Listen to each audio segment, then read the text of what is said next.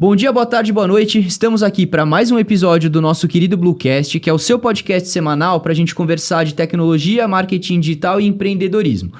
Hoje eu tô com uma missão bastante interessante. Eu acho que o episódio de hoje ele vai ser extremamente rico e construtivo. Por quê?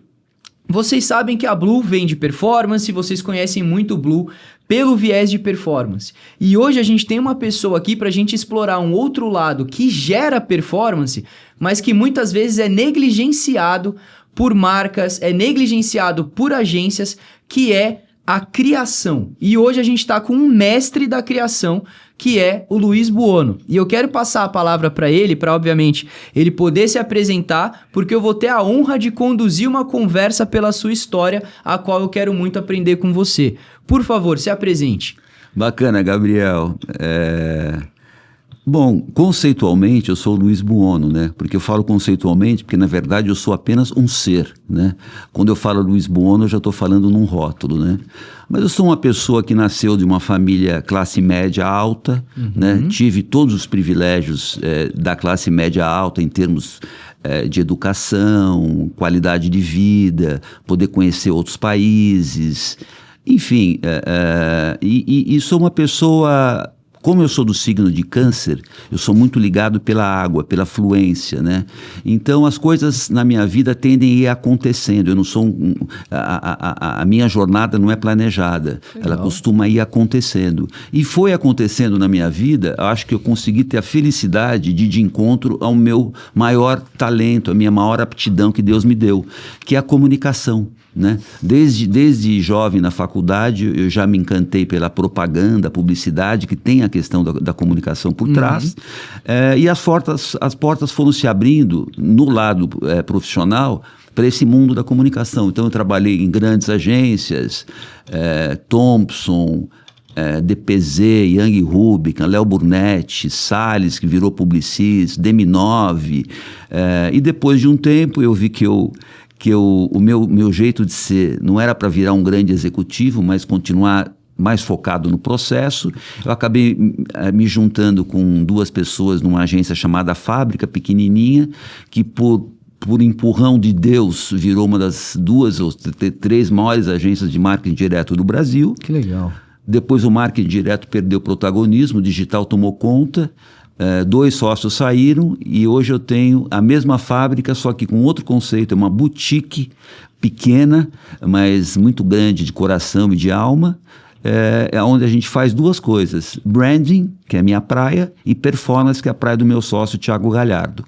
E é isso, e eu venho navegando por esse universo, muito feliz por acreditar que esse universo vai de encontro ao meu ser, né? E não de encontro uma coisa planejada, uma coisa idealizada, mas realmente do que eu sou, na verdade. Então, isso me deixa muito feliz. E eu acho que isso casa perfeito quando você se propõe a fazer branding, por exemplo, que você fala, porque é exatamente o que a gente estava falando antes de começar a gravar, que é você conseguir imprimir e ativar a sua criatividade diretamente. E você, tendo essa fluidez, você consegue proporcionar isso para quem contrata o seu serviço, né? É uma forma que você encontrou para conseguir fazer o que você faz de uma maneira única que só você vai conseguir entregar. Eu acho que casa muito as ideias, né? Sim, totalmente.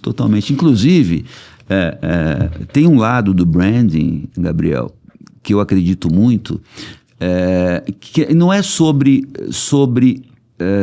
o que você fez para a marca virar um ícone, o que você fez para retomar o caminho da marca, mas qual o estado mental, qual o olhar de quem está fazendo. Porque é o seguinte, na hora que você faz um trabalho de branding, não dá para você dissociar das pessoas que estão fazendo, né? Sim. Então, qual o olhar dessas pessoas? É um olhar, por exemplo, eu acredito em 3 camadas de olhar. 3 camadas. E a maioria está na primeira camada, que é a camada tradicional, da razão, né? Eu vou fazer um trabalho de branding ancorado num olhar racional, do que uma marca precisa, qual é o DNA da marca, qual é o histórico da marca, qual os valores do fundador, tudo isso que a mente pode fazer. Mas eu acredito que hoje o grande diferencial do branding é o estado mental de quem está fazendo. Então, eu falo em 3 camadas. A primeira camada é a tradicional. Você vai na razão, olha, entende e faz. A segunda camada é uma camada de quem está fazendo já está numa situação de uma consciência um pouco mais expandida. Então ele está percebendo quem está fazendo. Ele está conseguindo entrar em espaços silenciosos onde ele consegue acessar um lado mais sutil do ser, a intuição, a sensibilidade. É quase que, por exemplo, o que quer nascer, que a mente dele não conseguiu enxergar nos processos tradicionais. E a terceira camada é a camada energética, né? Que a gente sempre fala, frequência, vibração, energia, né? Será que ao fazer este trabalho de branding, eu estou me conectando com as energias que estão em volta das pessoas que estão fazendo esse trabalho, da empresa que está fazendo esse trabalho, né? Qual a energia dessa empresa? Qual a energia dessa marca? Porque ela vai interferir no trabalho de branding. Então, você vê que é muito mais do que uma simples camada. A gente até está desenvolvendo, né, mapa energético da marca, para ver a partir do dia que a marca nasceu, a partir da origem dos seus antecessores, dos seus criadores, como isso pode ser trabalhado num branding perfeito. Então eu diria para você que seria um branding mais holístico, né? Que depende muito, volto a dizer, do estado mental de quem está fazendo o trabalho, porque vai interferir no trabalho. Então é uma coisa parece um pouco utópica, mas se você começar a ver a realidade do mundo, a realidade além do que a gente vê, é muito viável, muito pertinente e muito moderna, eu acho, muito calcada não apenas na materialidade humana que vem da cabeça, Sim. mas do ecossistema total da tecnologia humana que eu falo, que vem de todo o seu ser consciente e interconectado nessa teia maior. E assim, coisas que me pegam muito nessa fala que você trouxe é que, para mim, o processo de branding, ele é um processo criativo. Então, quanto mais você leva a criatividade para a razão, pelo menos na minha concepção, menos criativo você é. Porque a razão, ela é enviesada. A razão, ela tem guardrails muito bem postos para você ir para um determinado objetivo. E eu acho que quando você coloca isso de uma forma muito forte dentro de um processo criativo, você inibe a criatividade de se expandir. Então eu acho interessante quando você traz esses outros elementos, vamos falar de forma holística, como você mesmo usou essa palavra, você busca se conectar e criar esta conexão de uma forma maior, possibilitando assim, talvez, atingir um nível de criação que a razão não irá te permitir. Então, se eu pudesse falar, na minha humilde concepção, sobre um processo de branding, um processo de marca ou algo que talvez você entregue, você está buscando expandir aquilo pensando dessa forma. Mas eu quero trazer um outro ponto interessante para cá, que também em conversas antes da gente começar a gravar você muito bem pontuou, que é a presença de processo. Então, por mais que você diga, por exemplo, a gente transcende o que é a razão e a gente busca criar essa outra realidade que é o campo energético da coisa, fazendo com que a criatividade flua, eu sei que tudo isso é muito bem posto dentro da tua empresa por meio de processos. E como é para você criar esse equilíbrio? Olha, Gabriel, você falou uma coisa muito importante, né? O processo, né? O processo, eu vejo que ele vai muito além de uma metodologia fixa, presa, mas o processo, eu vejo, estabelecer uma maneira, né, de você mergulhar no problema de uma forma totalmente presente, totalmente original e totalmente descondicionada, né? Eu me inspiro muito, quando eu falo em processos, né, na teoria U, do Otto Scharmer. Em 2014, eu fiz uma viagem de conhecimento para os Estados Unidos e nós fomos, dentre vários lugares, no MIT, ter uma aula com o Otto Scharmer, que é o pai da teoria U. E ele desenvolveu uma teoria que ele avalia, ele traz muito, né, um processo de, vamos supor, numa ponta do U, é o mergulho no problema, né? É você se com a mente totalmente aberta, totalmente descondicionada, você ir mergulhando no problema, ou seja, quando você começa a olhar, isso é um processo, olhar o problema sem julgar. né? Então, por exemplo, você vai no mercado, olha a concorrência, olha as marcas, olha a tua marca, olha o fundador, mas deixa tudo vir na cabeça, não começa a julgar, já começar a pôr definições no começo. A segunda parte do processo é quando você desce no fundo do U, né? É quando você se liberta de tudo que você viu. Você deixa as coisas processarem dentro de você, né? O coração aberto. Deixa as coisas processarem. E aí, aos poucos, nesse processamento, começam a vir os insights. Aí, quando você começa a voltar na criação do trabalho propriamente dito, né? Então, o que é esse processo? É um processo de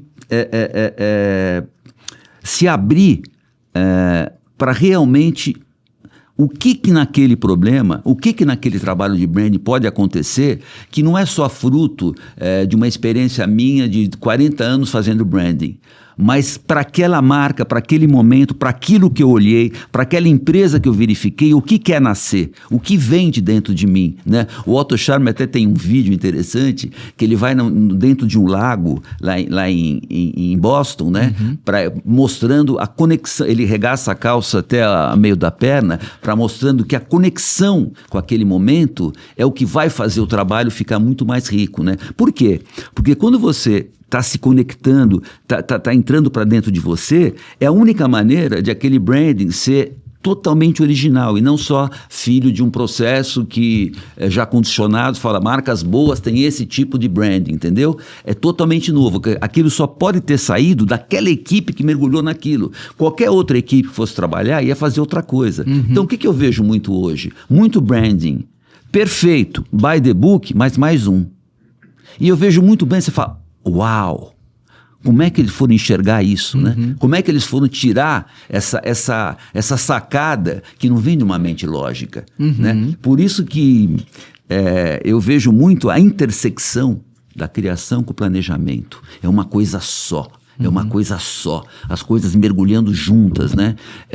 Para depois cabeças diferentes ajudarem a encontrar o caminho da marca. Mas é uma coisa só, planejamento e criação, né? E você olhando, por exemplo, dentro dessa... Já entendi que toda a parte do processo você aplica muito a metodologia U.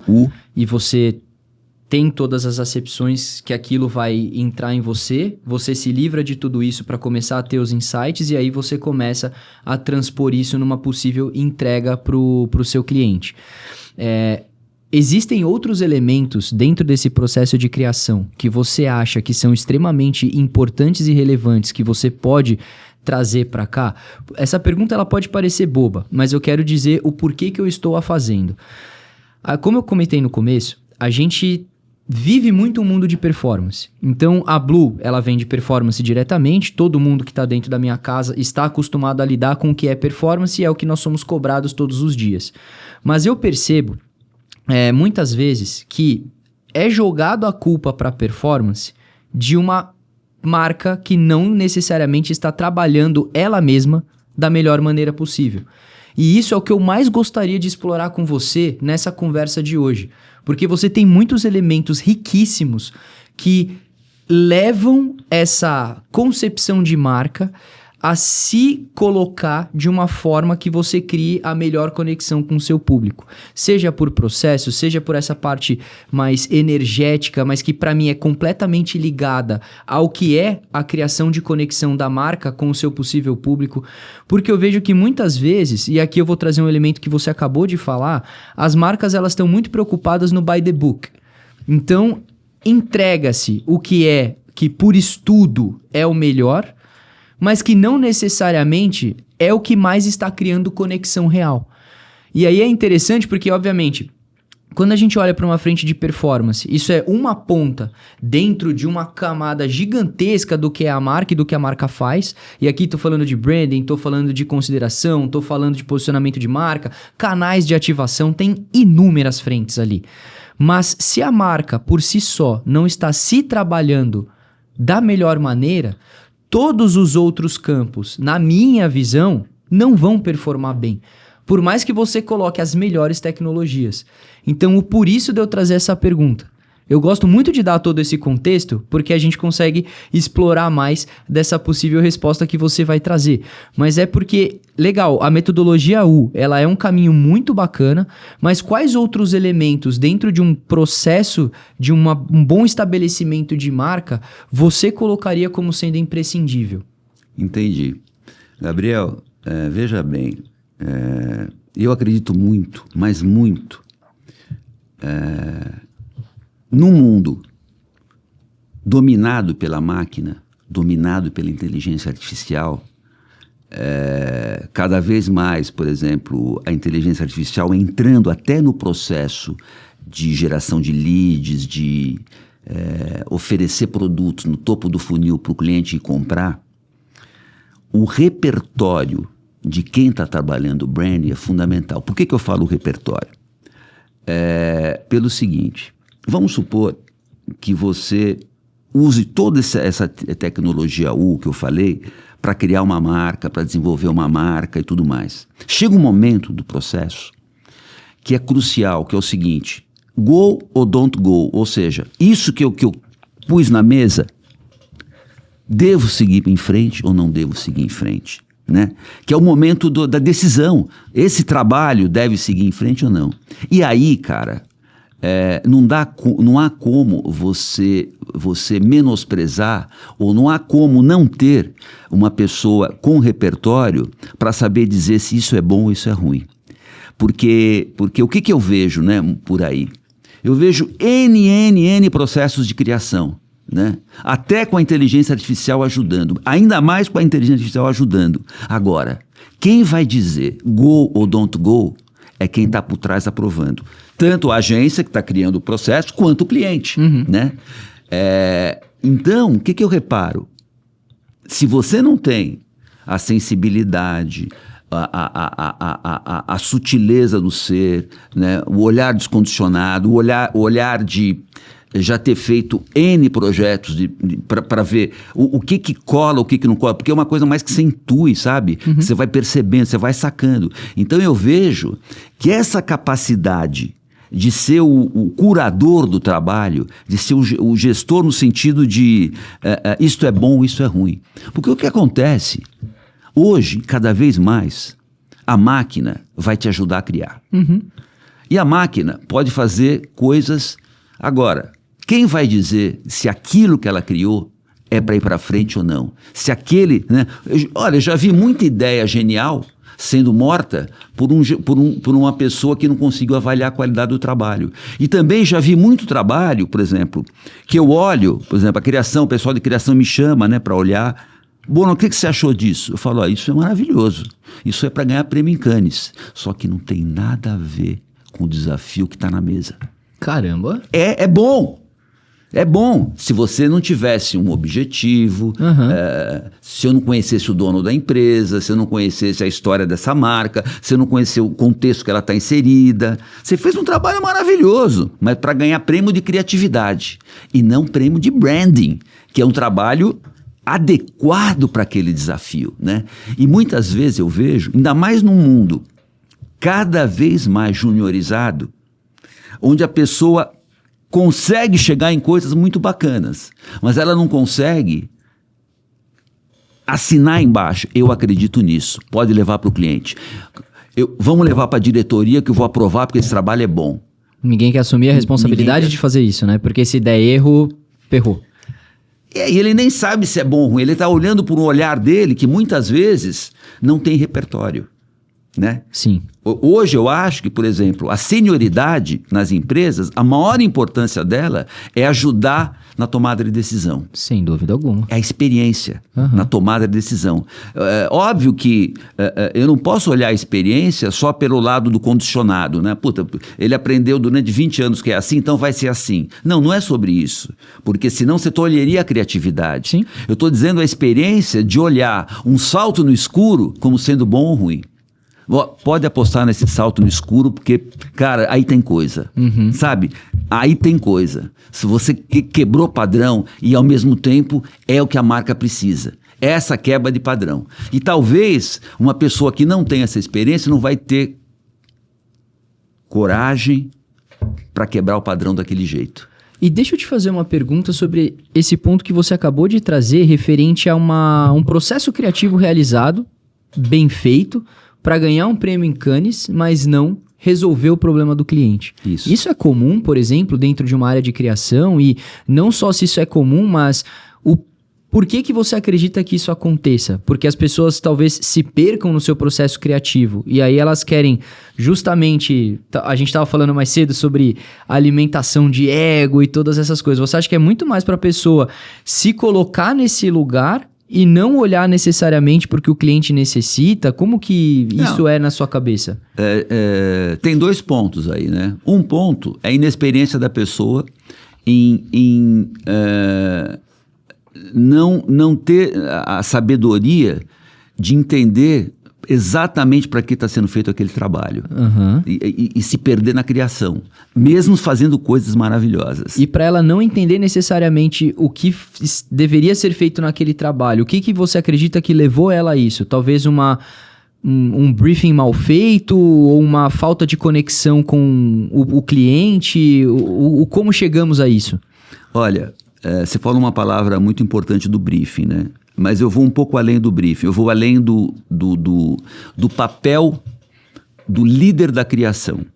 Porque o líder da criação, porque um time de criação tem vários criativos, normalmente tem um líder, ou 2, 3, enfim, líderes. Para um trabalho ficar redondo, a primeira coisa que o líder tem que fazer é dar a direção para a criação. Então eu vou dar um exemplo para você. Você pega lá eu lembro no passado do Pipoca com Guaraná, de uma agência grande aí. Se o líder da criação não chega e fala pro time, olha pessoal, aqui, nesse caso, o que vai resolver é emoção, é musiquinha, é chiclete no ouvido, é coisa que cola, não esquece qualquer coisa inteligente demais, é emoção. Aí você deu uma direção para a criação. Eu já vi líderes e criativos falar o seguinte, cara, para esse trabalho, esquece a criatividade. Aqui é só falar o que é. Só fala o que é o produto. Para esse caso é só o que é. Então você vai dando a direção para o time criativo. Por que você consegue dar essa direção? Você é experiente. Você tem repertório. Você sabe que para aquele trabalho é isso aqui, né? E tem gente que, olha, o briefing chegou, quebra a cabeça. Cara, o briefing chegou. Temos que falar que o Guaraná Antártica é feito com frutas da Amazônia e mata a sede. Cria aí. Você não deu direção. Você apenas... muito amplo, né? Você apenas passou o briefing, entendeu? Agora, de repente, você pode chegar e falar, puta, olha... cara, se você não puser emoção no Guaraná Antártica, não vai vender. Você tem que fazer uma coisa que toca o coração. Você tem que transformar essa floresta amazônica e esse matar a sede numa coisa que entra dentro do cara, que ele vive aquilo, que ele sonha com aquilo, que ele experiencia aquilo. Sai da palavra e entra na emoção. É aí que você vai vender. É um cara que dá direção. Entendi. Entendeu? E quando o diretor criativo não consegue fazer isso, o cara que é inexperiente vai só criar ideias, né? Eu já vi casos, por exemplo, que o cara chega pro criativo e fala, olha, não é essa a ideia, eu quero 50 ideias. Mas ele fala, mas... Não, você não está entendendo. É 50 ideias nesta direção. Eu quero 50 variações da emoção. Entendi. Não é que eu quero falar, não, cria uma racional, uma emocional, uma mostrando o uso do produto, não. Eu quero variações deste caminho, né? Porque o cara sabe o que resolve, o que funciona, né? E o outro ponto que eu falei, que tinha 2 pontos, um era o repertório, a experiência e tudo, e outro ponto é a indústria de prêmios, né? Quando você está ligado na indústria de prêmios para fazer o nome da agência, não está preocupado em vender nada. Você está preocupado em pegar o olho do jurado e falar, que coisa criativa, porque o jurado de Cannes não está vendo a estratégia. Normalmente ele está vendo a peça. Puta, olha que peça do cacete. Ele não sabe a história da marca. Se fosse saber a história de cada marca para 10 mil cases inscritos, então ele olha a peça. E olhar a peça não significa que a peça é boa para aquele produto, né? Então a indústria de prêmios faz isso, né? Quantas e quantas vezes eu vi 2 meses, uma dupla de criação só alocada para criar para prêmio, antes de Cannes, enfim. São as questões do mercado, né? Da objetividade no mercado e por aí vai. E a gente abordando um viés mais de negócio agora. Você já passou por grandes agências e você teve experiências consumadas dentro desses lugares, participando de projetos muito interessantes. Até hoje você se posicionar como uma boutique, como você colocou.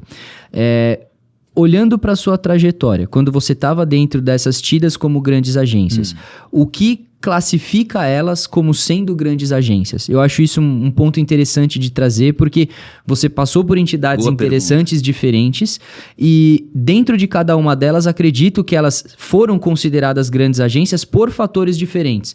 Então, se você pudesse elencar, caso queira dizer nome e o porquê, fique à vontade, mas é muito para, por exemplo, o porquê que essa agência ela é tida como uma grande agência, e a segunda pergunta atrelada a isso, que torna ela um objeto de desejo para quem é um profissional da área.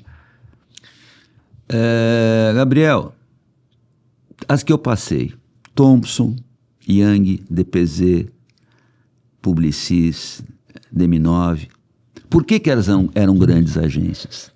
Porque elas estavam absolutamente inseridas no sistema e o que o sistema acredita que é uma grande agência. O que significa isso?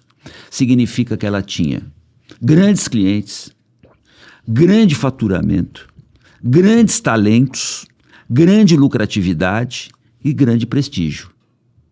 Então, se você olhar para o sistema como a gente vê por aí, o que classifica uma grande agência pelo sistema, não pelo que eu acredito, mas pelo sistema. Esses pontos que eu te falei. Exato. Né? As grandes multinacionais são assim, enfim. É o sucesso no sistema. Agora, eu te pergunto, num outro ponto de vista, todas elas eram grandes agências no sentido de fazer bem para o planeta, fazer bem para as pessoas, a felicidade humana, o desenvolvimento de potenciais humanos, a plenitude de acordar cedo, falar, puta, que legal, eu vou trabalhar, aí eu já questiono o que é uma grande agência, né? Aí uma grande agência pode ser uma boutique com 5 pessoas, é uma grande agência, entendeu? Qual lente a gente está enxergando, né? Por isso que pô, a gente começa a ver, bom, por qual lente a gente está caminhando pelo mundo? Porque, de repente, eu sempre falo, né? É aquilo que eu te falei ali fora. De repente, você pega um cara com 50, 60 anos de idade, no topo da carreira, executivo, CEO, não sei o quê. Ele tem uma expansão da consciência. Ele começa a ver por quais valores ele está caminhando pelo mundo. Ele dá um tiro na cabeça. Ele fala, puta, eu vivi 60 anos acreditando num valor que hoje eu enxerguei, ele pode ter enxergado, outros não, que ele acredita mais corretos, né? Com uma consciência mais expandida, né? E aí, puta, tudo que ele achava que era pode ser que vá por água abaixo, ele fala, pô, que frustração, eu dedicar 50, 60 anos da minha vida por valores que eu hoje não acredito mais, eu enxerguei outras coisas além, né? Por isso que a gente sempre falou daquelas 3 camadas que eu te falei no começo, razão, emoção e energia. Por quê? Quando você começa a expandir o teu olhar para além da camada tradicional, você começa a perceber, através das sensações e da vibração, de que, puta, tem outras coisas aí no jogo que podem fazer uma empresa ser grande. Pode ser que minha vida seja grande, né? Porque, na verdade, quem é o profissional? Pode ser o profissional fabricado por uma imagem, ou pode ser o profissional totalmente identificado com ele, com o ser dele. Pode ser que esse identificado com o ser dele não seja um profissional de sucesso como o mundo manda, mas pode ser que ele vá dormir muito feliz todo dia por estar fazendo um trabalho que ele fala, puta, que legal que eu estou aqui, que eu estou bem aqui, que eu estou feliz aqui, enfim. E eu posso fazer uma pergunta pessoal interessante, que aí é muito para saber da sua experiência de fato. Como que foi para você essa expansão da consciência dentro da sua trajetória e da sua carreira? Porque eu imagino que, por exemplo, como todas as pessoas, você foi adquirindo maturidade ao longo da jornada. Isso é tradicional. Então, você passou por esses lugares, participou de grandes projetos, fez grandes coisas, ocupou grandes cargos. Dentro dessa trajetória, como que você foi criando essa expansão da sua própria consciência? Porque hoje eu vejo, quando você fala, essa fala que você acabou de compartilhar com tamanha propriedade, eu vejo muito de você inserido nesse lugar, de ao longo da sua trajetória, você ter criado essa expansão de consciência e hoje você está num lugar que você dorme todos os dias contente, porque você criou uma cultura, uma coisa que você de fato acredita. Então, como que foi essa trajetória para você? Olha, Gabriel, eu acredito muito que cada pessoa, né, além da vida normal dela, vem com um desafio maior do universo. Legal. Sabe? Que o universo fala para ele, para o Gabriel eu vou dar isso, para o Luiz eu vou dar isso, para ele eu vou dar isso. E para mim, eu sinto que o universo deu uma grande dor, né? E essa grande dor foi a alavanca da expansão da consciência. Basicamente o seguinte, quando eu era pequeno, eu comecei a reclamar com a minha mãe e tudo, que eu suava muito, eu ficava incomodado, suava embaixo do braço, tal. Aí eu fui no médico, aí o médico falou, não, usa desodorante antitranspirante. Hoje é ridículo, né? Aí, bom, resumindo, eu caí numa mulher, uma terapeuta corporal, Maria Emília Mendonça, excelente, que ela começou a fazer umas massagens mais profundas em mim. E chegou uma hora, ela falou, vamos diminuir, você está fazendo uma vez por semana, vamos fazer uma vez a cada 15 dias. Eu falei, pô, Maria Emília, por quê? Tá tão legal, eu adorava a massagem. Eu entrava em zen, sabe, ficava relaxado, adorava. Não, porque essa massagem, sei lá, ela vai mexendo com o teu ser, né? Eu falei, não, vamos toda semana. Chegou um dia, cara, eu comecei a entrar num parafuso, relaxado ali, com o olho fechado. Pareceu que eu entrei num túnel do tempo, um túnel, e que começou tudo a girar. E que eu nunca mais ia sair desse túnel. Aí eu abri o olho assim, comecei a apoiar, né? E aí, a partir disso, foi vindo. Quando eu ficava em casa, às vezes deitado, olho fechado, respirando, meditando um pouco, eu entrava nesse estado e vinha o pânico. Aí eu comecei a adquirir um síndrome de pânico. Caramba! Isso veio... O que foi isso? Foi um toque. O trabalho terapêutico da massagem começou a tocar num ser mais profundo do meu ser, que começou a encontrar medos, desamparo, um monte de coisa que estava lá dentro. Não sei porquê, mas estava lá dentro. E aí, o processo de me voltar para meu equilíbrio emocional, eu acho que foi o trabalho que acabou interferindo na minha consciência. Ou seja, a partir da percepção da minha enorme fragilidade, o meu medo, fiz constelação familiar, apareceu a palavra medo, né? Aí eu falei, puta, para mim sair da margem, voltar para a margem, eu precisei nadar, né? E aí o medo começou a ser equacionado. E nesse equacionamento desse medo irracional, eu comecei a enxergar coisas, né? Eu comecei a me olhar de fora, né? Ó, o Luiz ali, eu aqui olhando ele com medo, ele pai. E aí foi um processo, né? Eu sempre me interessei muito por livros de autoajuda, espiritualidade, Yogananda, e por aí vai, Krishnamurti, Osho. E aí eu lendo tudo isso, fui me encontrando nesse caminho, né? E aí o processo foi vindo, até hoje, todo dia um passinho, né, um tijolinho na expansão da consciência. Então, mas é gozado que nasceu de uma necessidade de eu pôr a cabeça para fora d'água. Porque se eu não pusesse, eu poderia sucumbir. Uhum. E aí, isso aí me foi abrindo os olhos para um monte de coisa e tal, né? As ilusões e tudo. Isso é muito interessante porque também tem uma coisa muito importante da sua autopercepção para você correr atrás de querer sair desse lugar, né? Que era uma coisa que a gente estava falando também antes da gravação, sobre os medos e você mudar padrões de comportamento e o quanto isso é difícil.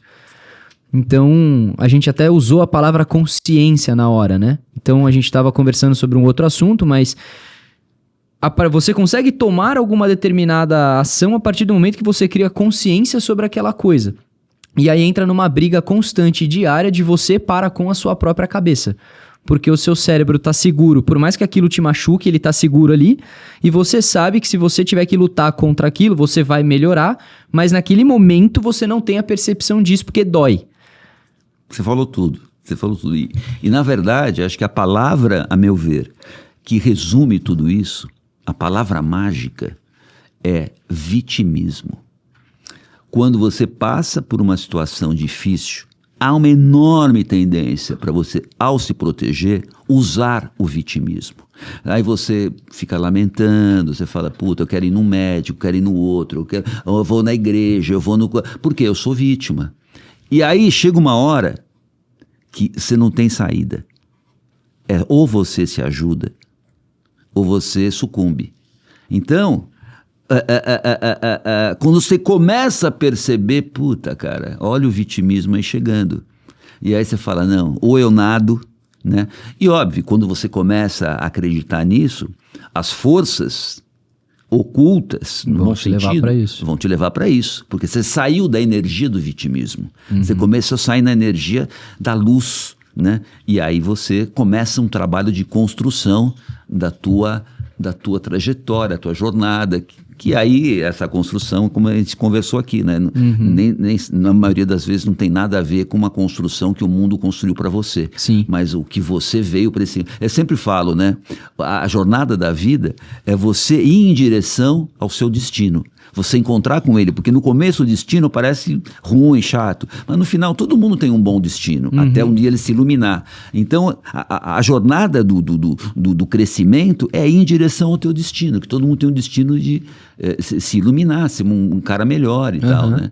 E eu acho que é isso, vá em contra o seu melhor destino, que ele está lá para você. Só que antes de você chegar nele, a inteligência universal, ou divina, o que você quiser dizer, vai te dar os teus degraus. Cada um vai ter as suas paredes, né, para enfrentar. Por isso que quando você olha qualquer pessoa, em qualquer situação, fala, cara, isso ela tem que passar. Só pode ser que ela vai demorar mais ou menos para sair ou vai se afundar ainda, mas é o que ela tem que passar para começar a enxergar a escada que vai tirar ela daquele caminho e levar ela para uma felicidade, para ser um ser divino, né? Um ser pleno, um ser iluminado, vamos dizer assim, que às vezes demora vidas para se conseguir. Com toda certeza que é a criação da consciência, né? Que é o que começa aí, falando. começa disso. Se você sem consciência, você não vai conseguir galgar os seus degraus. Né? Exato. Agora, Gabriel, vamos colocar essa consciência no mundo do trabalho?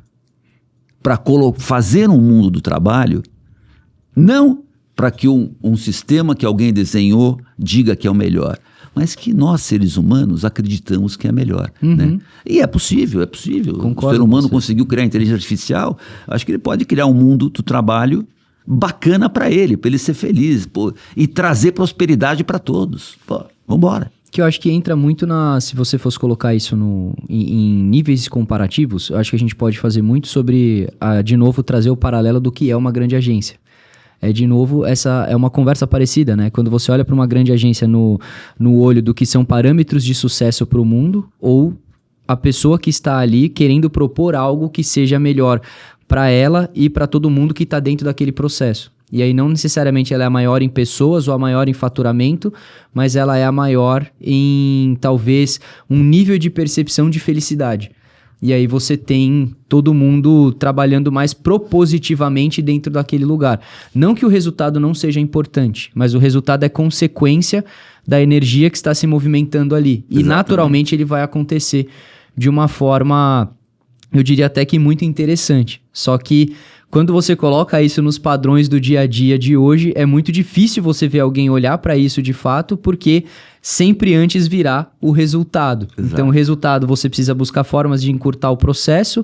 Você encurtando o processo, você quebra muitas das paredes que você acabou de falar e não cria determinadas consciências que vão te permitir fazer esse melhor ambiente, talvez, né? Então, você sempre tem essa balança aí complicada para lidar. Eu sempre falo, né, que, por exemplo, houveram agências em que eu era um puta cara bom e outras que eu era puta cara ruim. O mesmo cara. Por quê? Porque a cultura não me aceitava e outra cultura me aceitava, né? Então, quanto mais você vai vivendo e vai se conhecendo, mais você tem condições de avaliar em qual cultura você está entrando. Será que essa cultura vale a pena eu entrar? Né?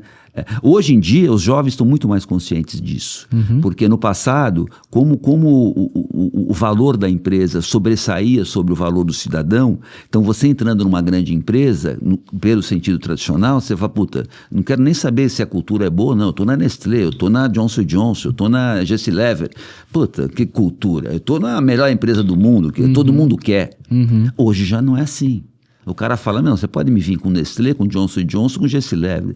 Se é uma cultura, um chefe tóxico, eu não vou entrar lá. Né? Perder um pouco essa aura da grande empresa. A grande empresa é a que me deixa bem, me deixa legal, me deixa feliz, né? Óbvio que é uma pequena quebra de padrão ainda, porque todas estão só ligadas no lucro. Mas pouco a pouco você vê gente, os jovens indo para startups, onde tem um clima melhor e tudo, né? Ou seja, ligados nessa questão do onde eu estou indo. Talvez seja uma parede que as empresas estão enfrentando para se criar a consciência e passar para o próximo nível. Exatamente. Você já vê muito líder de grande empresa, o presidente da Gessilever dos Estados Unidos, um cara muito consciente, que ele já está tentando trazer esses valores mais humanos, vamos dizer assim, para dentro das corporações, né? Mesmo porque até o valor humano hoje em dia está virando moeda de lucro, né? Porque pega bem falar em valor humano, né? Ainda de uma maneira muito greenwashing, mas já começa a aparecer na pauta, né? Hoje, por exemplo, você começa a ver as pautas, LinkedIn, por exemplo, só se fala em liderança.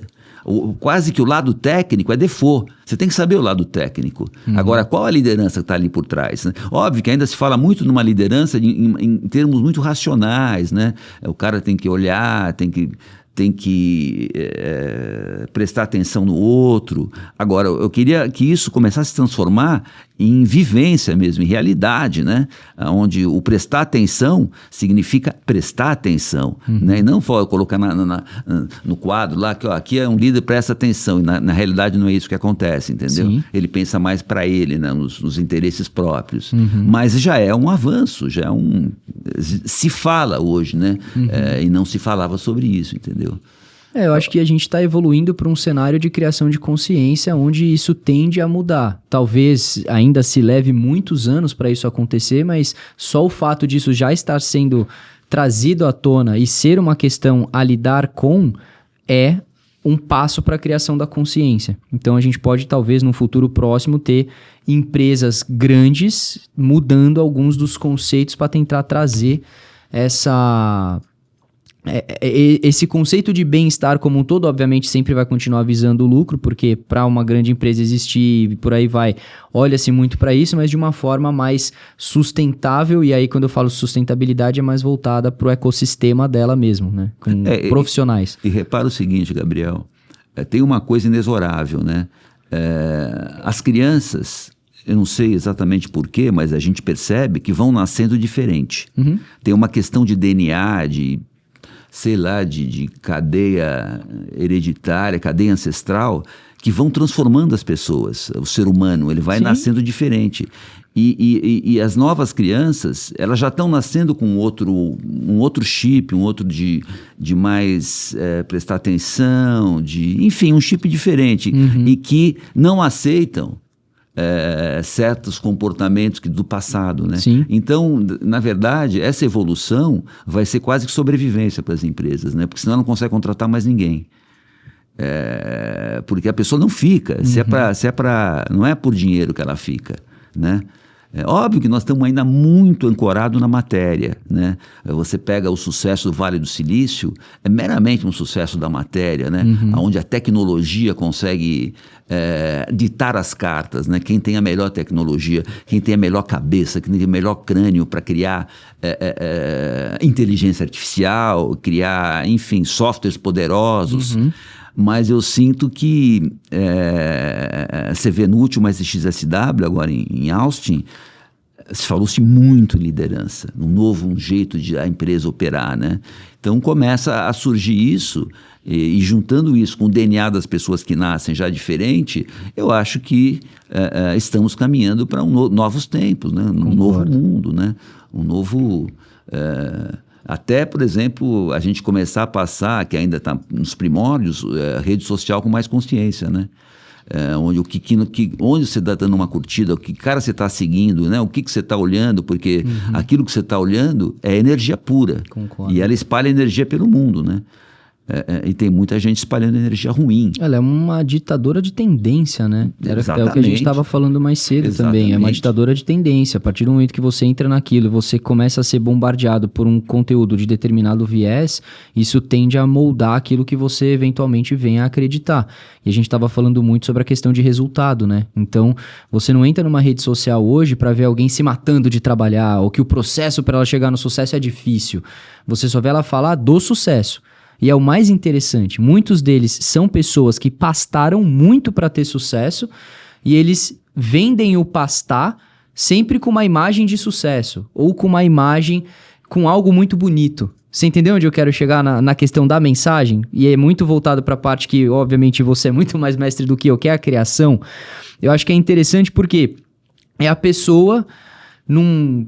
algo que é tido como um bem material de sucesso, vamos colocar assim, comparativo de novo com o que é uma agência para o mercado, é o que é o sucesso para o mundo, os pontos de sucesso que as pessoas talvez queiram conquistar. Ele tá naquele lugar e falando, não, mas poxa, para chegar aqui eu trabalhei muito, e você também tem que trabalhar muito para estar nesse lugar, e você só vê isso. Mas você não vê essa pessoa se conectando com você durante as suas dificuldades do dia a dia para conseguir levar ela para lá também. Entra muito naquele tal de papo de coach, sabe? Então, quando você começa a ser exposto demais a este tipo de coisa, você tem uma ditadura de tendência. Então, todo mundo quer resultado, ninguém quer processo, sabe? Inclusive, Gabriel, você falou uma coisa aí da ditadura de tendências, né? Do esforço, né? De você ter que se esforçar muito para trabalhar. É gozado que, quando eu olho para a minha trajetória, não teve nada de esforço. Não teve nada de esforço. O meu esforço foi muito mais aquele que eu te falei, de sobreviver de um mergulho no medo, no mergulho... Certo. Né? Agora, quando eu olho a minha carreira, parece que os ventos foram levando, foram empurrando. Você acredita que a gente era uma... Quando eu entrei na fábrica, né? Tinha 2 sócios, né? Era uma boutique de criação que terceirizava para grandes agências. Basicamente, criação. Dali a 7 anos, a gente era uma das 2 ou 3 maiores agências de marketing direto do Brasil, com 150 pessoas. Uau. Aí se perguntava para mim, o pessoal perguntava para mim, Buono, puta, você deve ter passado noites em branco e tal. Não, nada. O vento empurrou. Houve uma composição de forças. Primeiro, uma sócia que era expert em marketing direto, workaholic, trabalhava muito. O CRM, mandando palestrantes para o Brasil, os americanos vindo para cá para divulgar o CRM, que é a mola mestra do marketing direto, né? E aí parece que os ventos do marketing direto brilharam, começaram a soprar, né? E eu estava ali nesse meio. E o que eu fazia, né? Eu era um cara do relações com a imprensa, relações com o cliente, era um cara relacional. Eu chegava para Marisa, minha sócia, Marisa, você tem certeza que é eu de sócio? Por que você está falando isso, Buono? Pô, só você trabalha, não faço nada. É o que você pensa, você faz sim, você está aqui, você está mobilizando todo mundo, você está com uma puta astral, você fala com a imprensa, você fala com o cliente. Para mim, eu não fazia nada, porque não era nenhum peso. Mas então, que talvez para você fosse um parâmetro de comparação porque você via ela trabalhando muito. Exato. Eu via ela se matando de trabalhar. E ela tinha essa ligação com, entre aspas, o esforço, a dor do trabalho. Enfim, era uma característica dela, né? Sem julgar. Característica dela. Ela tinha mais essa dor de se envolver com o trabalho. E para mim, era só diversão. Então, quando o cara fala para mim, puta, se você é o esforço... Para mim, não foi assim. Foi mais dar vazão ao que eu acredito, o que eu gosto. Agora, eu tive muito esforço em outro lado. Então, para cada um, a vida vai dar um peso em algum lugar. Paredes diferentes. Cara, muito interessante. Eu posso trazer esse papo para uma situação mais recente, que eu gostaria muito de explorar? Que você falou, aproveitando que o caminho que eu queria levar a gente agora é o que você já trouxe, que é olhar para a fábrica inicialmente como uma boutique de criação, terceira, uma das top 3 em marketing direto do país. E aí você falou uma coisa no começo muito interessante, que o marketing digital veio e engoliu tudo. E aí vocês tiveram que fazer uma outra frente, que hoje você cuida de branding, posicionamento de marca, criação, e você tem a frente de performance. Então, eu quero entender em nível de empresa, processo, dentro da tua casa, como é que foi esse ser engolido pela evolução e viés de marketing digital, então estando dentro de alguém que estava pilotando ali muita coisa, a adaptação disso e hoje o como vocês estão estruturados e atendendo o mercado? Basicamente, Gabriel, foi tudo orgânico, né? O que aconteceu? A agência começou a perder protagonismo. Por quê? O digital era tudo. O marketing direto não era mais nada. E eu, como nunca fui um cara futurista, ligado em tendência o tempo inteiro, ou assim, tão preocupado em deixar a agência na ponta. Tanto é que, quando a gente cresceu no marketing direto, não foi uma visão, não foi um olhar que eu tive, que a gente teve, não. Foi porque a Marisa, minha sócia, era apaixonada por isso. Então foi natural. Não é porque, somos visionários, estudamos o mercado, né? Tanto é que quando ele passou, como a gente não é muito ligado nas tendências, a gente não é hiper amarrado com o que o mundo está dizendo, então a gente é mais amarrado em fazer bem feito, fazer gostoso, a gente foi perdendo protagonismo naturalmente. Aí a agência encolheu. O interessante é que ela encolheu e ficou muito mais a minha cara. Uma coisa boutique, menor. Eu sou isso. Eu não sou grandes corporações. Nós viramos grandes por um vento, né? Aí, quando o motorzinho, que era a Marisa, mudou, ela começou a querer trabalhar com gastronomia. Acabou o motor da agência. E eu não tinha mais quem vender, né? Porque ela saiu. E aí, eu também não estava preocupado, eu quero ser o maior e tal. Quando eu fui para a fábrica, eu queria ser um cara que compõe a agência, eu trago clientes, eu ganho uma parte do dinheiro por trazer clientes, ponto. Estou feliz assim, independente, autônomo. E aí, viramos sócio, porque, no sócio, o que você precisa para ser sócio? Compra uma mesa de sócio, na época, pequenininha. Mas não foi porque eu queria construir uma grande agência. Da mesma maneira que eu não queria construir uma grande, ela virou uma pequena, né? Perdeu o protagonismo. Aí, quando ela estava pequenininha, eu falei, o que eu posso fazer para ela continuar pequena e humana, gostosa, fazendo o que o mercado quer comprar? Porque se você não está fazendo o que o mercado quer comprar, você não está... Eu falei, quer saber?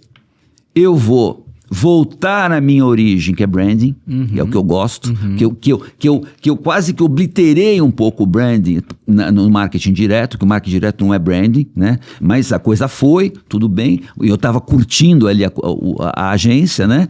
E aí eu falei, vou voltar para o branding, que é a minha paixão, comunicação, conceito e tudo mais, só que eu preciso ter um pé forte na performance, no digital. Aí eu achei Deus me apresentou, olha só como surgiu o Thiago Galhardo na minha vida.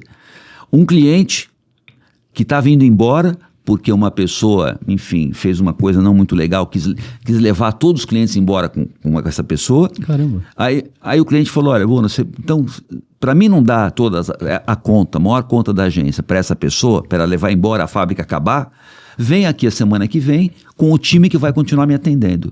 Que eu quero conhecer para saber se eu continuo na fábrica ou não.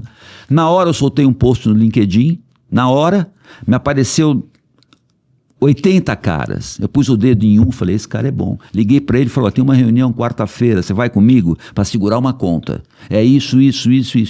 Conheci o cara na recepção do cliente, na hora, ele fez reunião comigo, o cliente falou, a conta é da fábrica, continua com a fábrica.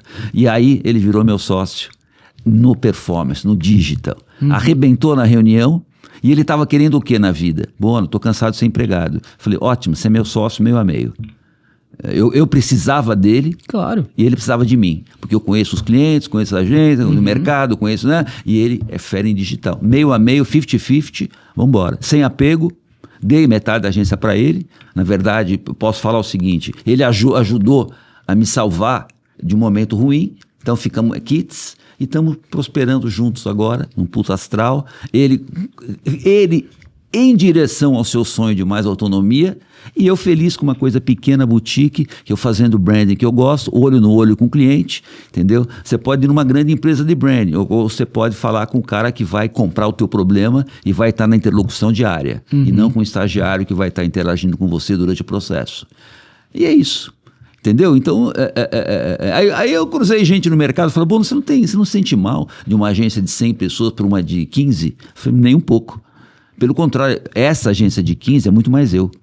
A minha verdade. A de 150 não era a minha verdade. Aconteceu. Mas aí o mundo foi me trazendo para a minha verdade, que é mais informal, sem tanto processo burocrático, eu não gosto, né? É mais envolvimento na carne, entendeu? Olho no olho, vamos ver o que é, o que não é, coaching com a criação, curtindo, sem aquele fábrica de entregar jobs, né? Menos jobs, bem feito, curtido, e aí vamos embora. E falando de realidade de mercado, então, hoje, por exemplo, mais uma vez trazendo à tona a questão de uma boa concepção de marca. As marcas, elas têm visibilidade disso? Eu acho que cada vez estão tendo mais. Cada vez estão tendo mais. Cada vez elas estão vendo que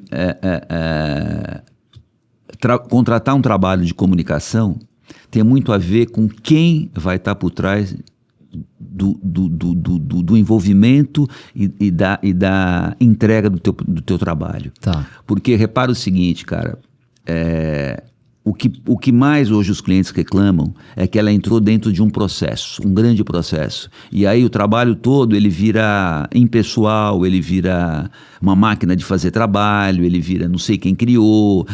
Por exemplo, os critérios de qualidade vão caindo, porque como eu tenho que entregar velocidade, prazo, então o critério de qualidade diminui, né? Você é mais um dentro de uma grande corporação, grande no velho sentido, né? Então eu sinto que estão proliferando agências menores. Proliferando. Caras que saem de grandes agências, abre uma estrutura menor, né, onde ele possa atender um determinado número de trabalho. Clientes trabalhando com 3 ou 4 agências pequenas, cada uma ele dá um tipo de trabalho e tem qualidade nas 3. Do que entrar numa grandona, você vai ficar perdido nisso tudo. Nem toda, tem muita agência grande que faz trabalho bom, mas não é sobre isso, é o tipo de interação que você quer. Né? Você quer ter um guardião da tua marca dentro da agência, então você consegue falar com o líder, ou ele só vai na primeira reunião e não aparece nunca mais. Quem lá dentro está comprometido com você, né? O compromisso de alguém que entenda. Não adianta ter alguém comprometido que também não tenha o gabarito para estar comprometido, né? Porque você tem que estar comprometido e entender do trabalho. Então eu vejo muito isso, eu vejo muito... às vezes os caras ligam para mim, né? Ligam para mim, entendeu? Não para a fábrica, ligam para mim. Bono, quero você aqui, quero você nesse trabalho. Pá. Eu quero você aqui, eu quero teu olhar nisso aqui, né? Isso naturalmente foi criado, né? Não é uma coisa que eu planejei e tudo. Então eu sinto que os clientes estão começando a abrir novos formatos, novos modelos. Óbvio que tem clientes, necessidades e necessidades. Claro. Né? Você pega um cliente de e-commerce, por exemplo, ele tem, sei lá, 150 peças por semana. Ele precisa comprar uma maquininha de cuspir peça. Sim. Não dá para ele ter esse olhar todo que eu estou trazendo aqui, entendeu? E o critério também de aprovação vai ser muito mais... tá dentro, vambora, Agora, quando ele precisa fazer um trabalho, como o pessoal fala, move o ponteiro, puta, aí eu preciso... Mas eu acho que isso acontece muito por conta da excessividade em olho de performance. Sim, Você não concorda? Sim. Porque... ainda que seja um e-commerce, olha-se muito para eu quero vender. Sim, e eu sim. vejo muito isso acontecer com clientes nossos da própria Blue. Por quê? Eu sou contratado para aumentar a taxa de conversão e receita do e-commerce do cara. Beleza, é o que o meu produto faz. Só que eu dependo de outras coisas que compõem um bom planejamento de mídia, como um bom branding, como uma boa campanha de consideração, como coisas que são realizadas em outras etapas do funil que eu não estou prestando esse tipo de serviço para aquele cliente. E aí eu já escutei inúmeras vezes eu estar em reunião e o cliente trazer para mim, eu parei de investir em topo e meio de funil porque a taxa de conversão de vocês está boa, eu vou colocar o dinheiro todo em vocês. Aí eu falo, beleza, daqui a 3 meses você cancela comigo. Falou tudo. Aí o cara, não, mas pô, você tá me trazendo conversão, tudo bem, só que você entende que é uma máquina. Imagina que eu tô trabalhando com 10 pessoas. Daqui a 3 meses eu vou ter as mesmas 10 pessoas. E se eu dei uma boa experiência pro cara voltar e comprar, porque eu dou uma experiência boa com o retargeting em display. Eu não vou encher o saco do cara, eu vou aparecer no momento estratégico, tem todo um conceito por trás. E você tá dando boa UX, uma boa oferta para ele ter uma boa experiência de compra, para que ele vai clicar no meu banner daqui 3 meses? Você fidelizou o cara. Então eu falo muito que, por mais que seja uma fábrica de cuspir peça, que eu acho interessante esse seu termo, que é muitas vezes o que acontece, que a gente recebe das marcas também. Rotaciona esse criativo estático aqui, aí você roda isso por 2 dias, daqui a pouco troca e beleza. É a demanda do mercado. Mas eu acho que as marcas, elas muitas vezes perdem esse tato de um melhor posicionamento ou um bom topo de funil, sabe? Para poder alimentar todo o resto. Repara o seguinte, Gabriel. É inexorável. A inteligência artificial, ela vai cada vez mais abraçar todo esse processo de funil. Ela vai, por exemplo, Concordo. ela vai... Quando você pedir um produto, ela vai te dar o produto que você quer, vai comprar para você, vai mostrar os concorrentes para você, vai fazer tudo para você. Ela vai estar... Então, o que eu acho? Na hora de você dar o ok para ela, ok, pode comprar essa marca, né? Porque uma hora você precisa dar ok, ela não vai comprar sem você dar o go ahead, né? Você vai ter que saber, bom, de quem que eu estou comprando? Eu já ouvi falar dessa marca. Quem é essa marca? Quem não é? Né? Porque uma coisa é a máquina te falar compra do Elos Again, outra coisa é falar compra da Volkswagen, né? Então eu sinto que nesse mundo cada vez mais mecanizado, automatizado, cada vez mais a performance eliminando etapas de funil, a marca vai ter que ter uma expressão. A marca tem... Quem sou eu? O cara fala, puta, onde eu tô? De quem que eu tô comprando? Né? Eu tô comprando, sei lá, do Mercado Livre. Puta, esse eu confio. Né? E o que você falou é uma constante no meu trabalho do dia a dia também. Entre eu e o Thiago, né? A gente fala pro cliente, faz performance, obviamente, dá resultado, gera caixa, mas você precisa construir narrativa. Sim. Quem é você? Quem é a tua marca? Porque senão você vira um commodity. No médio e longo prazo, você não é ninguém. Né? Você vai ser só vende investindo, só vende investindo. Ao passo que quando você constrói uma marca, puta, é outra coisa, né? Pega um carro na rua, tira o logotipo Volkswagen e coloca Sdrufs. O mesmo carro, acabou. Não vai vender um. Né? E isso para vários produtos e tal. Óbvio que o que eu acho é o seguinte, o que muda é os elementos da construção da marca. Sim. Porque antes, os elementos qual que eram? Propaganda. Hoje, experiência, né? Enfim, experiência. Como que você está interagindo com o teu consumidor? Quem está interagindo? De que jeito? Como? Em que horas? Né? Com que tom de voz? Com que atenção? Com que cuidado? Isso tudo é brand. E qual é o público exato que você quer conversar, né? Porque aí a gente começa a colocar os pequenos nichos de padrões de comportamento que o grupo A gosta diferente do grupo B. Exatamente. Se você se posiciona com uma mensagem de narrativa para o grupo A, o grupo B talvez não compre de você. Mas aí você tem que ter essa tomada de decisão enquanto negócio, se você quer falar com todos, e aí entra muito naquela máxima, se você fala com todos, você não fala com ninguém, Ou você vai conseguir pegar uma Otimiza menos. pequena porcentagem de cada grupo, que se dentro do seu objetivo de negócio é o que você quer, faz sentido. Só que se você consegue se especializar num nicho que você sabe que é aquele que você quer atingir, a narrativa faz muito mais sentido, porque você está se conectando praticamente de um para um. E é o que a pessoa quer hoje no fim do dia, né? Então a gente tem tanto esse advento de tecnologia que ela quer se sentir abraçada por alguém que parece que fala a língua dela. Exatamente. Então na minha visão, uma questão que marcas hoje necessitariam prestar mais atenção, né? E quando a gente estava naquela linha do que é o branding hoje, né? Para otimizar a performance, vem uma frase na minha cabeça, vem uma palavra na minha cabeça agora. Surgiu, emergiu. A marca pulsa. O que eu quero dizer com uma marca pulsa? Não é sobre o branding apenas. É quase que, vamos dizer assim, um branding pulsante. Quem são as pessoas que estão lá dentro? Qual é a cabeça do CEO? Quais as crenças dela? Quais as energias que rolam lá dentro? Que vão interferir na dinâmica de relacionamento com o cliente? Que tudo isso vai interferir, né? Porque às vezes uma empresa, ela tem processos maravilhosos, mas ela não pulsa. Ela não pulsa, ela é uma maquininha. O consumidor percebe. Sim. Né? E com a possibilidade cada vez mais do consumidor exposto às diversas etapas da jornada, a marca tem que pulsar, tem que vibrar numa energia legal. Ela tem que fazer sentido em todas as etapas, em todas as etapas. Mas, veja bem, o sentido é muito além de fazer bem feito. Concordo. É a cultura pulsante, né?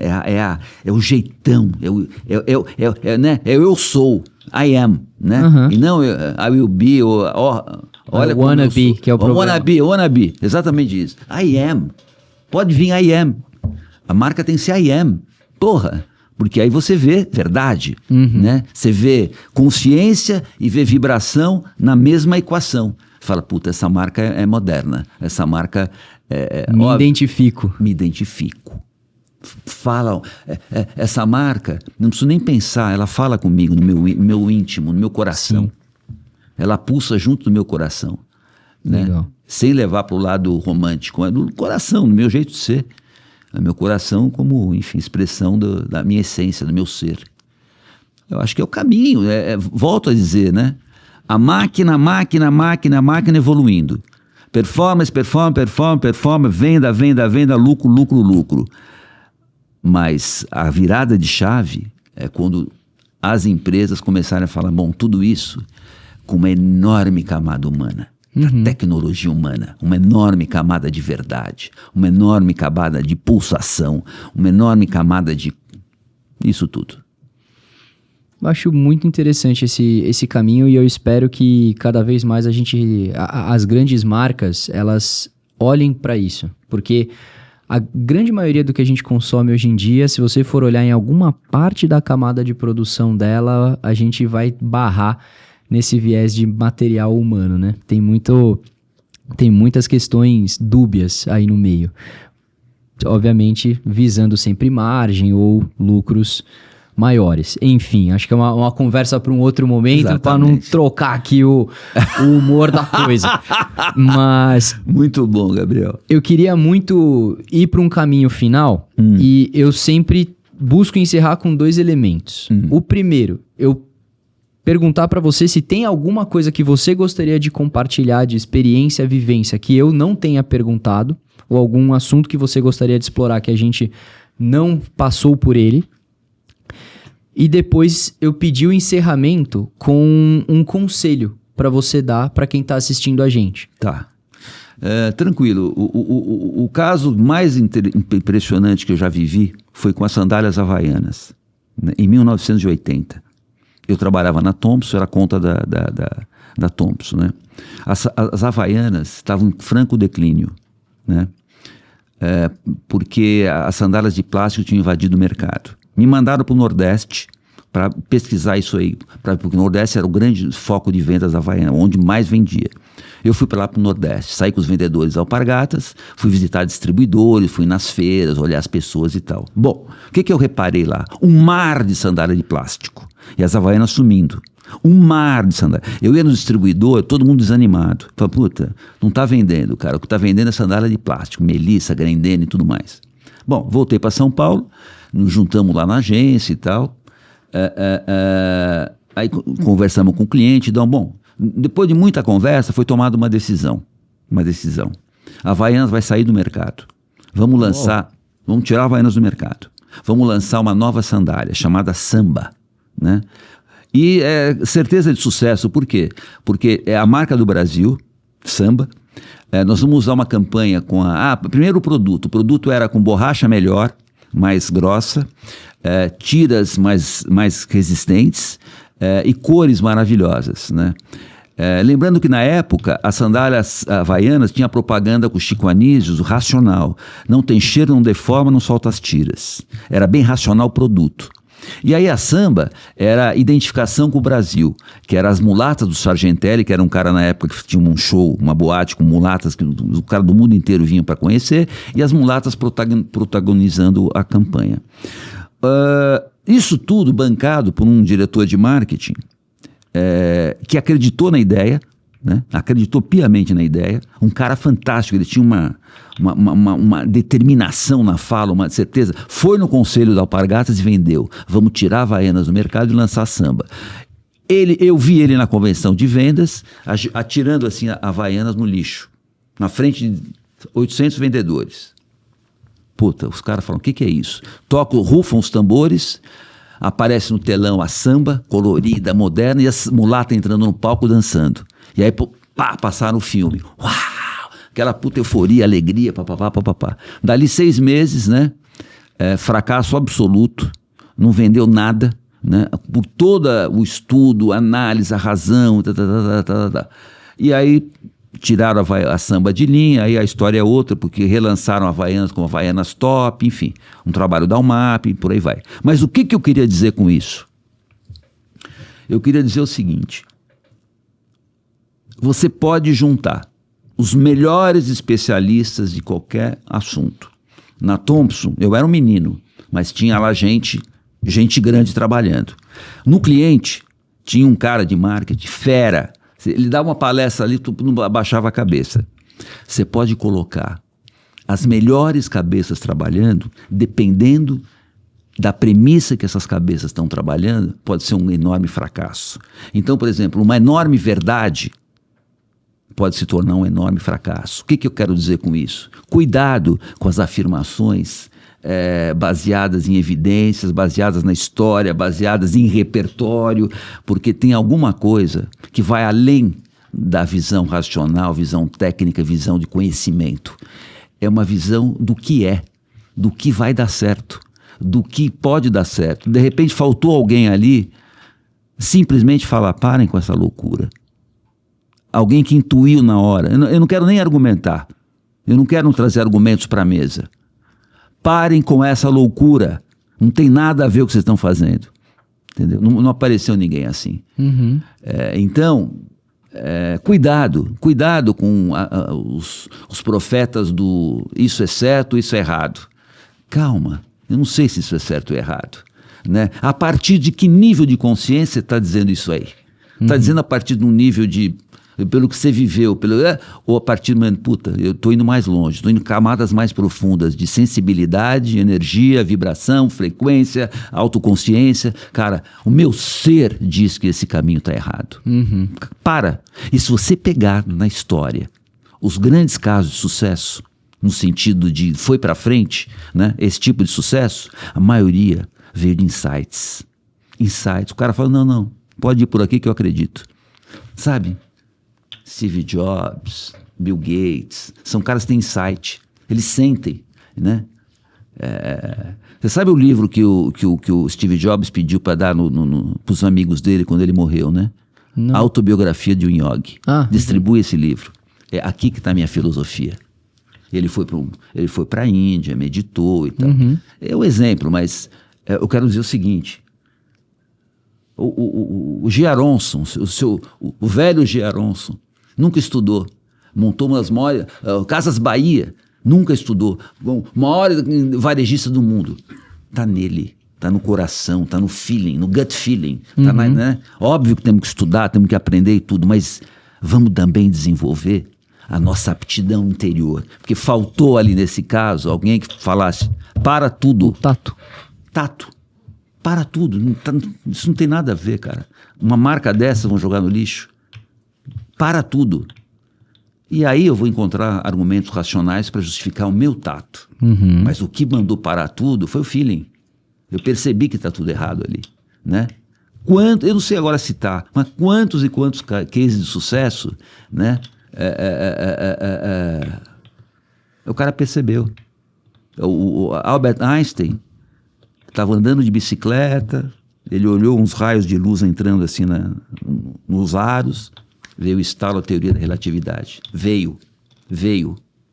Ele não parou 40 dias estudando aquilo. Óbvio que ele estava envolvido no tema, mas o pulo do gato veio.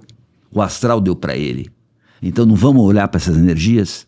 Vamos fechar o olho para isso? Isso é tudo coisa de louco? Que eu acho que entra também na teoria que a gente conversou um pouco antes da gravação, que eu falei da palestra que eu vi do Barack Obama, né? Sobre você ter sorte, a sorte existir, mas quanto mais você trabalha, no caso do exemplo aplicado a ele, que quanto mais você trabalha, mais sorte você tem, mas a gente pode substituir o trabalho por qualquer outra coisa a qual você se aplica, né? Então, o Einstein, por exemplo, no seu exemplo, ele estava imerso na carreira científica dele, que quando ele parou para prestar atenção numa oportunidade que aconteceu naquele momento, as coisas se juntaram na cabeça dele e ele teve o estalo. Mas Total. ele nunca seria capaz de observar aquilo e chegar àquela conclusão se ele não tivesse se desenvolvido para tal.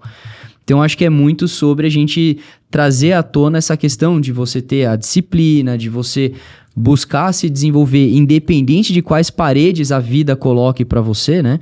Mas você se tornar apto a enxergar as oportunidades que vão acontecer. Total. E isso vem porque quanto mais paredes você eventualmente pula ou quebra, você tem a criação de novas consciências que viram repertório.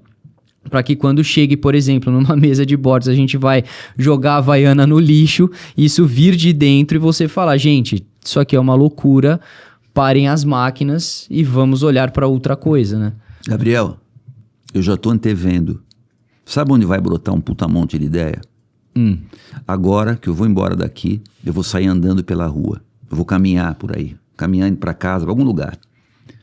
É impressionante como, quando eu entro num fluxo, em movimento, começa a vir ideia na cabeça. Agora nós estamos mergulhados nessa conversa. Agora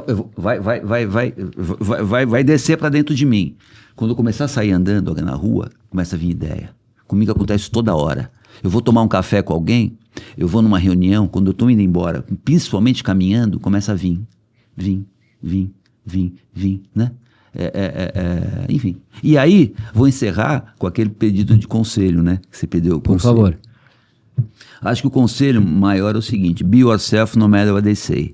Be yourself no matter what they say. Seja você mesmo, não importa o que eles falem. Viaje para dentro. Viaje para dentro. Vai para dentro de você. Lá está o ouro. Vai para dentro. Faz uma prática todo dia. Todo dia faz uma prática. Em algum momento do teu dia, em algum momento, eu costumo fazer, no momento mais fácil de fazer, na hora de dormir. Eu deito na cama, fecho o olho, ou com uma musiquinha bem suave, ou não, e começo a respirar, só prestar atenção na respiração e relaxando os músculos da face, do corpo inteiro. Fico um tempo fazendo isso. De tanto você fazer isso, começa a ser automático. No teu dia a dia, você começa a entrar para dentro de você. Porque os neurônios, né, vão criando caminhos. Então, é treino, né? Você começa, então, pratique, sei lá, 1 minuto de silêncio todo dia. Depois 2, 3, 5. Eu faço isso até pegar no sono. Então, isso dá uns 15 minutos, 10 minutos, 20 minutos. E aí eu vou treinando, né? Só ficar no silêncio, no vazio. Totalmente vazio, né? Não pensar em nada. Deixar o pensamento ir embora, que nem uma nuvem que passa e vai embora. Eu acho que esse exercício é um treino da sutilização do ser, de você entrar na enorme vastidão do que ninguém vê, mas que vão te dar pulos quânticos de coisa original, tua, que alguém te indicou, te soprou no teu ouvido, né? No silêncio, o silêncio sopra no teu ouvido. Por aí vai. Esse é o conselho que eu dou. Porque o resto você já faz, que é obter conhecimento lendo internet, pá. Isso vem de fora para dentro. Sim. Eu quero que você comece a ter conhecimento de dentro para fora. As sabedorias que vêm. Quando eu saio andando, começa a vir. Puta, me gera um tema para um post, me gera um tema para uma conversa. Papai, eu anoto em algum lugar para não esquecer. Eu acho que... Porque aí você vai começar a ser, se você fizer isso, verdadeiramente original. Só você poderia ter feito aquilo. Porque veio de dentro de você. É o que eu acredito. E eu acho que você tem muita verdade no que você está falando. E o mais interessante é que é uma coisa que hoje as pessoas, elas muitas vezes negligenciam, né? Que acho que entra na falta de protagonismo que elas têm, ou o receio que elas têm em talvez falhar ou olhar para dentro e enxergar uma versão de si que ainda não está completa e que nunca vai estar, mas de enxergar muitas vezes a necessidade de esforço. E aí as pessoas buscam muitas vezes se suprir com coisas de fora, porque é mais fácil do que você corrigir dentro, né? Mas que eu concordo 200% com o que você falou. Gabriel, eu acho que as pessoas... Tem uma coisa, cara. As pessoas, elas vão tentando responder a padrões que o mundo pede delas. E nessa de responder padrões... Elas nunca se encaixam, porque elas sempre têm uma originalidade que não encaixa em padrão nenhum. Você tem que ir, cara, do jeito que você é. Por exemplo, eu às vezes... É meu jeito de ser, minha natureza fez assim. Eu não consigo entender o que você está falando. Eu tenho uma questão de dificuldade de processar palavras no que elas significam, né? E eu ficava a vida inteira... Minha irmã, quando eu era pequeno, tirava um sarro. Pô, você não entende o cara tá falando, ria de mim e tudo. E eu o tempo inteiro, puta, como é que eu vou ficar que nem um louco prestando atenção no que o cara tá... Pra poder processar a palavra com o que quer dizer a palavra. E aí, cara, eu comecei a perceber que eu não sou esse cara que... Eu comecei a só perceber o momento ali, o astral, o que tá rolando ali e tudo. E aí vinha coisas e tudo. Ou seja, respeitar o teu jeito de ser. O cara vai lá no palco, ele é bom de comunicação, mas você é bom de um monte de outra coisa. O outro é bom de números. Aí ele vai te dar um nó, aí você fala, puta, eu preciso estudar mais para ser... Para com isso, de querer ser o outro. Às vezes você é um cara, um introverte. Acabou. Você é bom no teu jeito. Ou você é um cara que é bom do silêncio. De alguma coisa você é bom. E acelera por aí. Não vai na entrevista querendo ser o melhor que você não é. Deixa claro pro cara, minha praia é essa, ó, eu sou bom nisso, né? E aí você vai ver que você vai começar a encontrar o teu jeito. E às vezes, puta, até você acreditar nisso, porque você fala, não, mas puta, olha como os caras falam bem, olha como o cara sabe tudo, olha como o cara me deu uma aula de performance. Cara... Eu nunca vou entender de performance, porque eu não gosto, não entra na minha cabeça. Acabou, eu vou saber só para que ela serve. Vai no que você... Não é nem no conhecimento, o teu jeito de... né? Como você lê. Às vezes a presença silenciosa tua muda o ambiente. Compõe o ambiente. E você não valoriza isso. E foda-se que o mundo não valoriza. Mas você está sabendo o que é bom para você, né? Quando você vai se... Então, puta, pessoas, sejam vocês mesmos, acreditem que você tem coisa boa para passar. Do teu jeito. Não queira saber o que o coach mandou fazer. O que o coach mandou falar. Ouve, mas faz o filtro. Vai na tua humildade, na tua singeleza, na tua não saber. Vai no não saber, eu não sei, me ajuda, eu não sei. Não é, Gabriel? Concordo com tudo que você falou e quero agradecer bastante por toda essa conversa. Acho que aquilo que eu falei no começo se concretizou, que foi, obviamente, eu aprender muito com você nesse papo. E isso, para mim, é uma das coisas que mais me dá prazer hoje, poder trazer pessoas como você e, por meio da sua experiência e bagagem, que eu dou muito valor, aprender. Porque você, com coisas que você fala, me ajuda a ter bons pensamentos para derrubar as minhas paredes na minha vida. E é por isso que eu acho que essas conversas são tão construtivas, porque assim como vale para mim, com certeza vai valer para muitas das pessoas que vão nos assistir. Então, agradecer mais uma vez pela presença e por compartilhar tudo isso que você compartilhou conosco. Gabriel, eu que agradeço a Blue, agradeço a você e me sinto um privilegiado de estar podendo usar esse espaço para me expressar. Muito obrigado. Imagina. Então, pessoal, para vocês que ficaram até o final, também agradecer, obviamente, dizer que a gente faz as gravações no Blue Space.